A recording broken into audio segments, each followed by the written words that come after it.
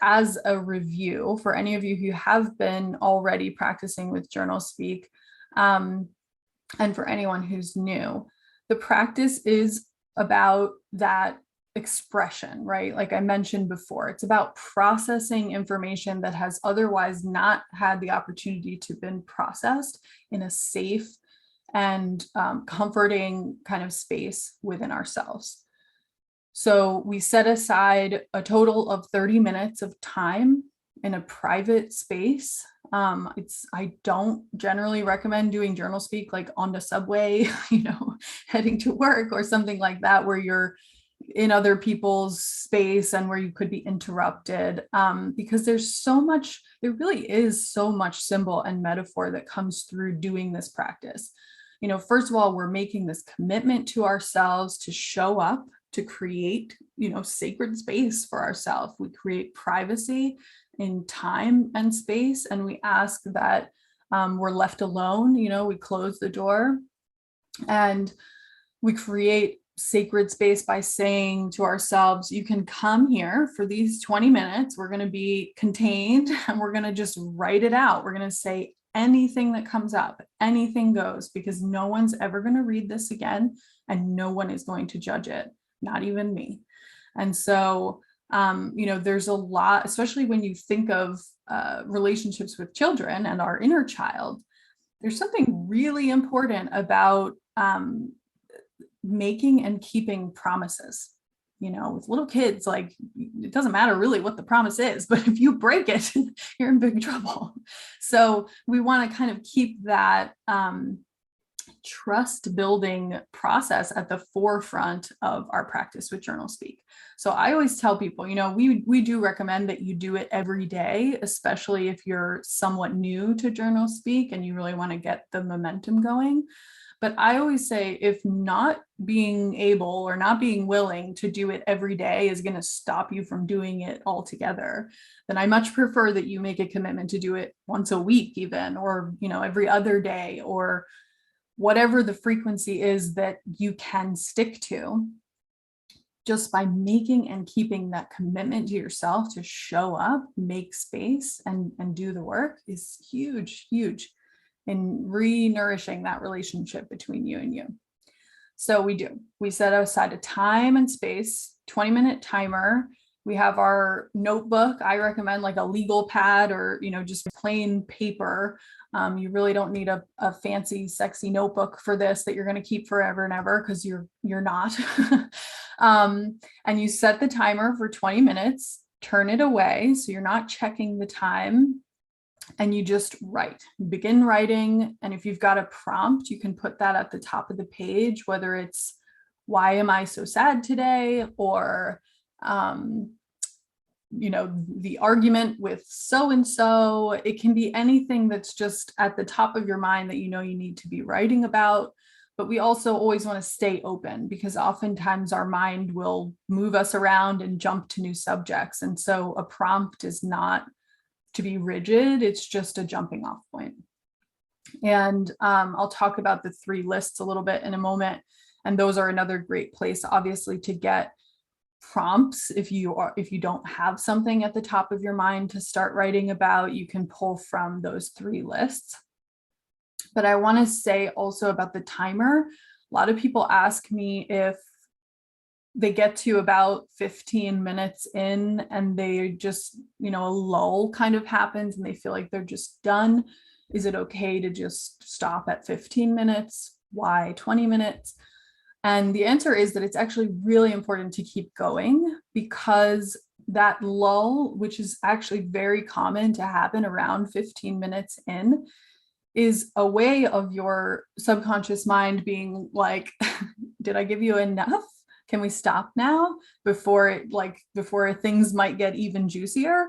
And if you take that opportunity to stop, you really might miss out on some really powerful things. And what I have seen, certainly in my own experience and heard from many, many people, is that minute 17 to 19 is where some really big, juicy stuff can come out. So that's kind of part of why we say to turn the timer away, because we don't want you getting in your own way by watching the clock or trying to change the process. And again, if you think about that commitment to yourself, when you say, if you said to a little kid, like, hey, let's go to the park for an hour. And then after 45 minutes, you're like, I'm kind of done. Let's go home. They might be really upset with you because you said it was going to be an hour. And it doesn't seem like much, but again, we're working on these levels of gesture, and symbol and metaphor in this relationship with ourselves. So it's important to keep to our word. Yeah. So I think these are great opportunities for like communing with ourselves and finding the answer to that question in the moment, because it's not going to be just, I can't give you one answer to carry over for every situation. So in some cases, that stuff might come up, and it may have come up at minute 18 because your subconscious feels like it can only handle 2 minutes of looking at that. And that's totally acceptable. It might also have come up at the very end because it's like, maybe I can, share a little bit and then we'll get away from it, even though that's not what we need. So the best thing to do is like check in with yourself in that moment. For one thing, what's next on my schedule? Do I actually have time to extend this a little further, look at this more directly now, and still be able to do my self-compassion and transition before moving on to the next part of my day? Or do I need to make a commitment right now that tomorrow I'm coming back, or this evening when I have more time, I'm coming back and we're going to look at this again more directly now that we know that it's there? Because that's a huge part of that compartmentalization process too. It's the same thing where, if you're out in your, public or in your social settings and something intense comes up, we can't always actually, express ourselves fully in that moment or fully address that in that moment. And we can't necessarily always run to the bathroom for a quick journal speak either. And so that's part of our learning process, is being able to acknowledge something is coming up. And if it's not the right moment for me to really, dig in with this right now, then I'm making a commitment that I will come back in so many hours or in so many days to when I'm going to have the space to really, contain this and hold space for myself around it. After the timer goes up, then the reason why I say to get 30 minutes total at least, you really want to spend at least 10 minutes after writing with self-compassion. And this could be a guided meditation on self-compassion.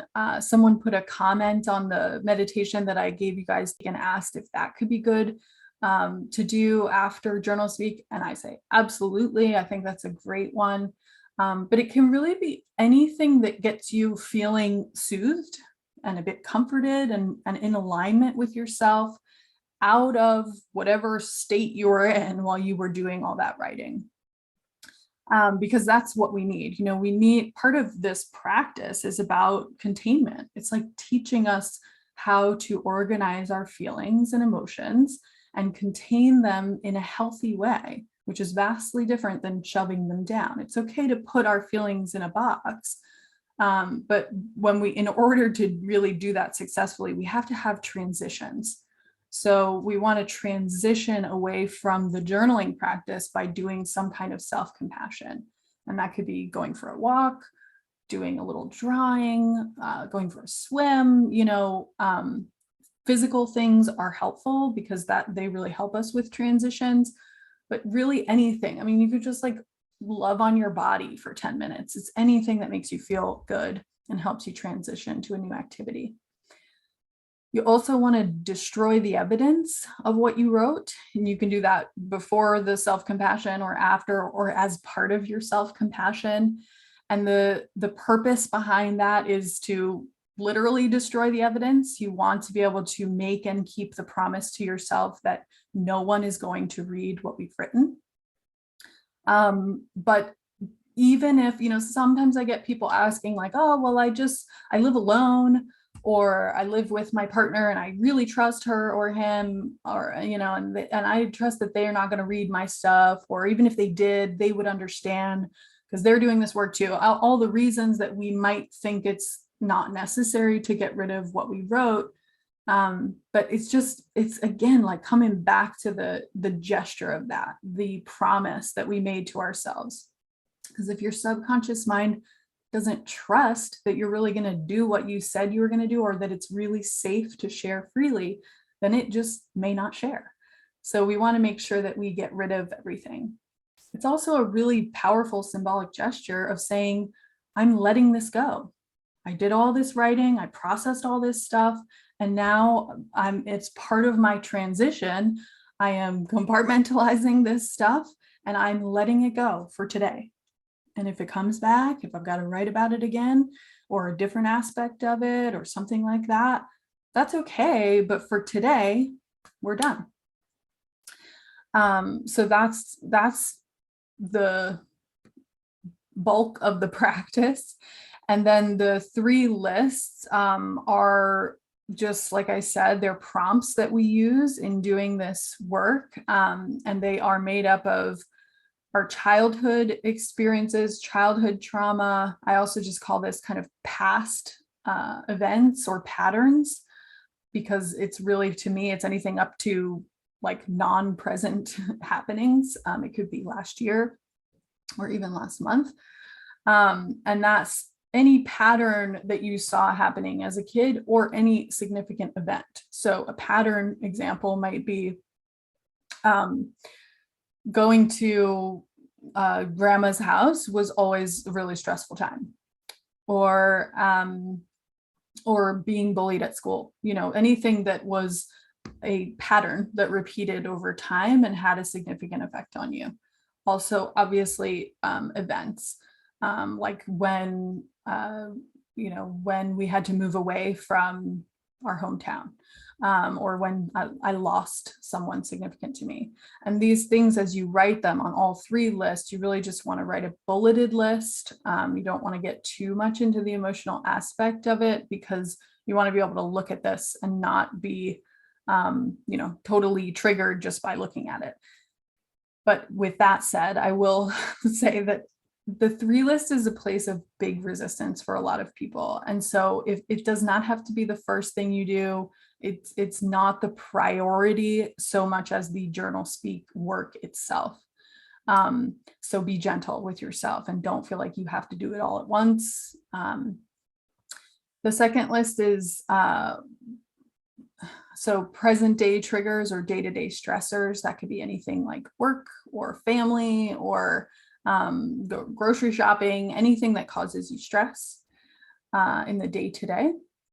And then the third list is often referred to as personality traits. And then I also include core beliefs or worldview. So these are things that you have come to, hold strongly to, whether it's things that you believe about yourself or things that you believe about the world or other people. So some examples might be a belief that I'm a perfectionist, or a belief that relationships are hard. Anything that we just have, decided to take on sort of as part of our identity.